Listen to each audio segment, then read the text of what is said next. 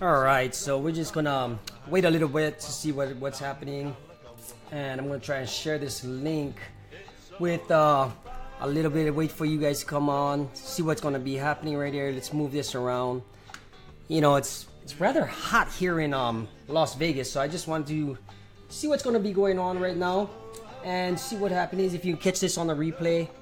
And we're gonna see what happens because a lot of people have been asking me where have I been.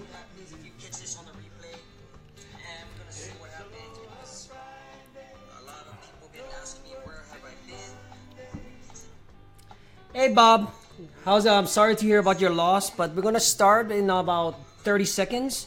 I'm gonna turn off this music for the Aloha Fridays on this day, and we're gonna talk about what's going on. 30 seconds. I'm gonna turn off this music for the Aloha Fridays on this day, and we're gonna talk about what's going on. So I'm gonna give it a little bit more.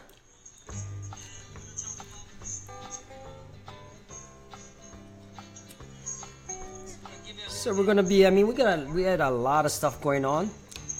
So let's put down this this music. I'm watching this on my live phone to see how important and how loud the volume was. So we're gonna start right now. All right, so we're gonna put this down right here, and we're gonna see. All right, guys. So it's been a while since I've been on one of these live video feeds, like maybe a week, and I wanted to say that, you know, there's a lot of things going on in my life right now that's the reason why I've been so quiet. But understanding that one thing that I do is I don't like to make excuses. And, you know, there's a lot of people that I work with that they're always making excuses for their current situation in their life, their current situation, what they're doing at work. And I always come to the conclusion that if your excuses are outweighing your focus and what you're trying to move on to, then you're kind of washed up in the game mentally. I mean, is it an emotional thing that keeps you from moving forward in your life and complaining about everything of what you got going on? And, you know, if you're watching this replay later on, it doesn't mean to any particular person, but, you know, it goes hand in hand with business and what you want to accomplish in your life. Because when you're moving into, say, business, or you're moving into a relationship, or you're moving into something that you want to focus on and you have this end goal in mind, you know, everything in between, right? Everything in between, it's gonna be, say, what your dream is or what your life that you envision, and your excuses they're gonna come into effect. Now, see, as you can see, if your dream life is here and your excuse is here and you got a scale here and this outweighs more than what you got going on down here, everything else in between here ain't really going to make a difference. Ain't going to mean jack crap, right? Because you want to get to that end goal that you want to get to, and you want to do something, but a lot of things that's going to be, it's just part of life that's going to happen, whether you have, like in Bob's case, you got a death in the family, but the whole trick of it is to move on as fast as you can. I mean, and you can move on with what dreams you have and relish in the process of accepting the situation that you're in right now. You know, I had a meeting with my my new probation officer, and I had a really good conversation with her. But one of the things that hit me hard was, before I can get released, which is I'm on my 90 day, I'm less than 90 days from becoming a free man, after I'm be giving these people 19 years of my life. And during those 19 years, I've changed a lot, and I wasn't always the person that I am right now. Now, one of the stipulations she put on me is she wants 10% of my gross income. Now, I caught myself right there because I do a lot of things on the side, and she asked me what I do, and my gross income, and mind you now, I'm paying past arrear child support, and I started to make an excuse for my end goal, my end result, which is having freedom to do what I want when I want. And it came down to roughly she wants about $470 to $520 a month for the next 90 days, right? I mean, it's monthly, but grant you now, I'm spreading myself out too thin, but I started to make excuses and I caught myself. And I told her, you know what, Miss PO officer, I'm gonna give you what you want, because everything that I wrote in my book is my end goal is to have that freedom that I want. And if it's money that you want to suffice, and then I can work with the financial litigation unit, I'm not going to give you an excuse. I'm going to give you the money, so yeah, you're out of my hair. And I kind of like was happy with myself, because if my end goal and the result is having that freedom I want, no money in the world is going to stop me from getting it. So I told her, I'm going to give you my 10% of my gross income, and all while paying my exorbitant arrears and child support. But I want that end goal. The end goal is to have that freedom that I want to do anything that I want. And it matches with business. It matches with relationships, because I put everything that I want on this higher pedestal. And if you're going to put excuses down here, and I let my excuses move up toward my end goal, it's kind of on a tipping scale, because it's not going to work out in the end. You know, when I go to work, and every day I do work a job, and I hear people in my businesses make excuses.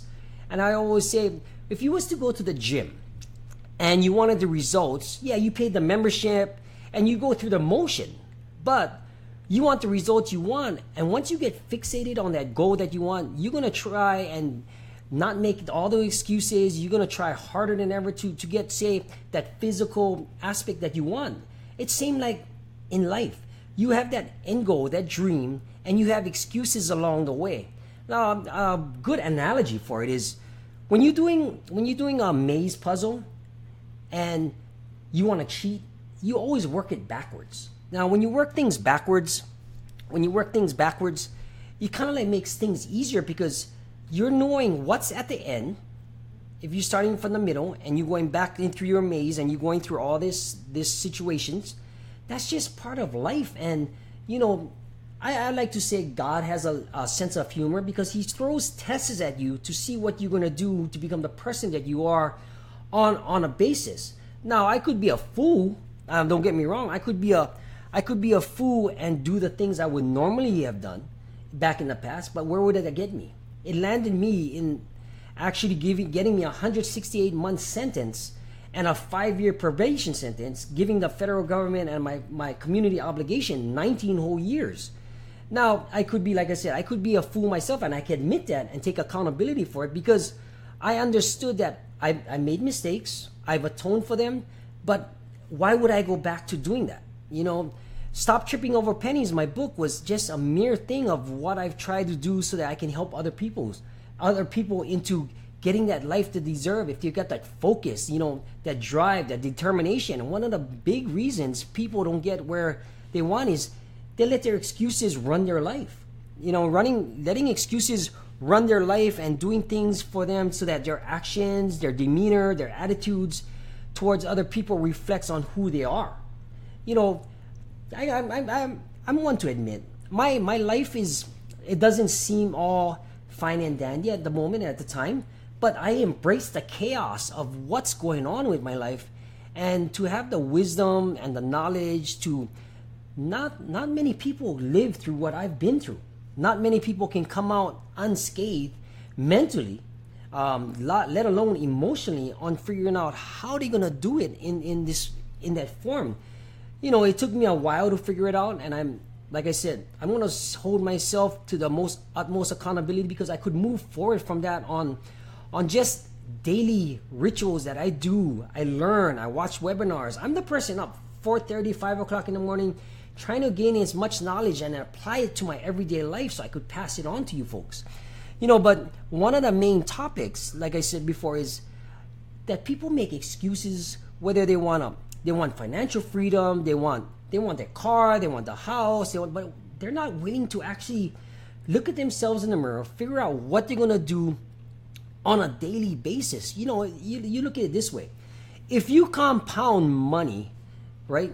it might be a bad analogy, because if you compound money at the end of, say, so many years, and you putting that information of knowledge, or that pennies, or that dollars into a bank account, and you let it compound, it's going to give you more fruitful events in your life at the end, so you can kind of relish and figure out what you're going to do with that.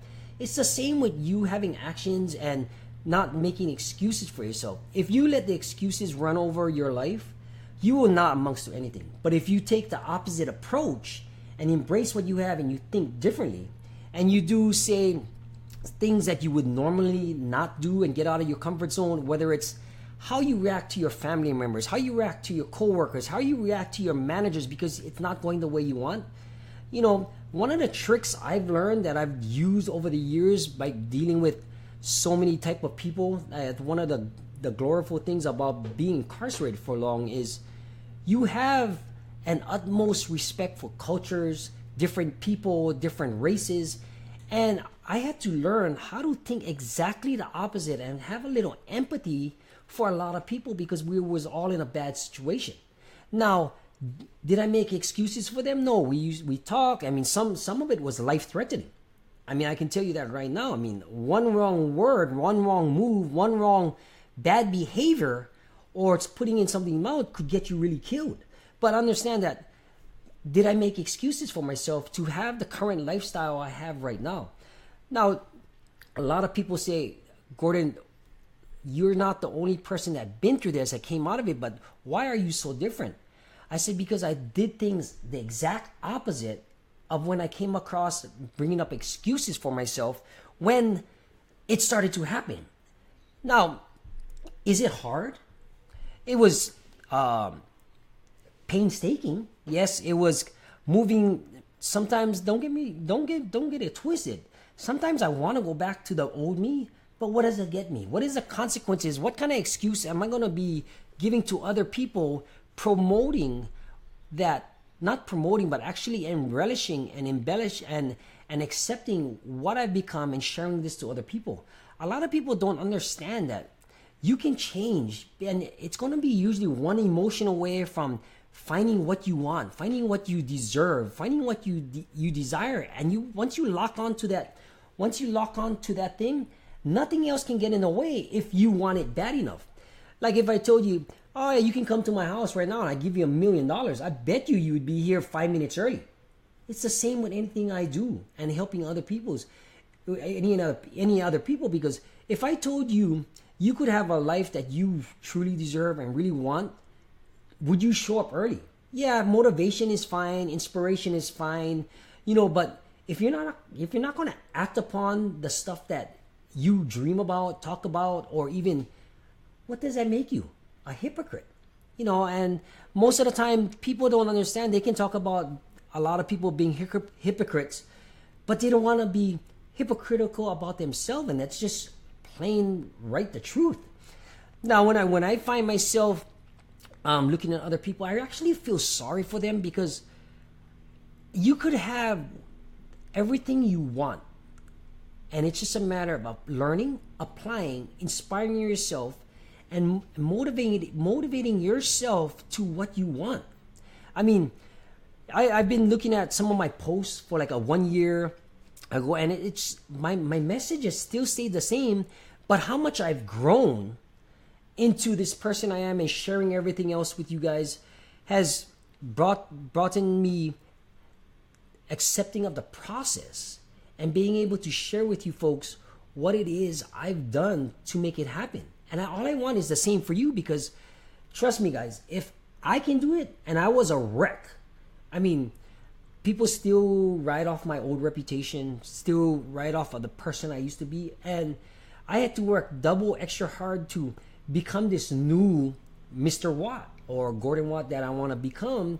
And things are working out in stages, and I've accepted the stages and not trying to rush things, because if that's what God plans to do, to help support other people, that's what I'm going to do, and accepting it and pushing this dream of mine so that other people can do that, because there will be bump stops in the in the road. There will be your own PO that you hold yourself accountable to, but Are your excuses more important than your dreams? You have to ask yourself that.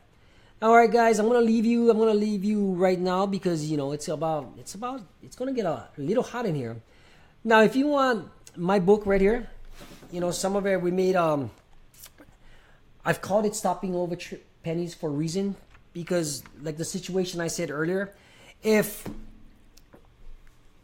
if I was to pay for my freedom when I was locked up, this was the perfect situation that my PO gave me to either pay or she will violate me. I'm not going to trip over little money, no matter how big the value is. Nothing is more valuable than accomplishing this goal of giving these people 19 years and moving on with my life. A lot of things is going to break out after these days go by and these months go by because I've been waiting this for a long time, and I don't want to show you that my excuses are going to be holding me back from that dream, and I want to share them with you. Now, if you wanted to pick up my book, some of the proceeds, I would say most of the proceeds, go to the at-risk youth program that I do. Just go to stoptrippingoverpennies.com. If you can't afford the book, work something out. Send me $5, $10. It don't matter. I just want to get the book in your hands. You're gonna be prompted to go to email, PayPal me, and I'll make sure you get the books. I just want to cover shipping and handling and the cost. I put the blood, sweat, and tears in it already. I've already put my words down, and I want to get that into your hands. All right, guys, this is Gordon Watt from Yes, It's Up to You. Listen to the music for the next couple seconds, and I'll shut it off. Have a beautiful weekend. I'll see you next week. Bye.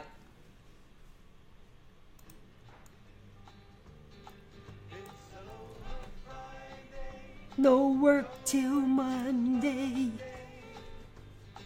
Ba-doo-ba-doo, da-doo-ba-doo-ba-doo-ba-doo-ba-doo.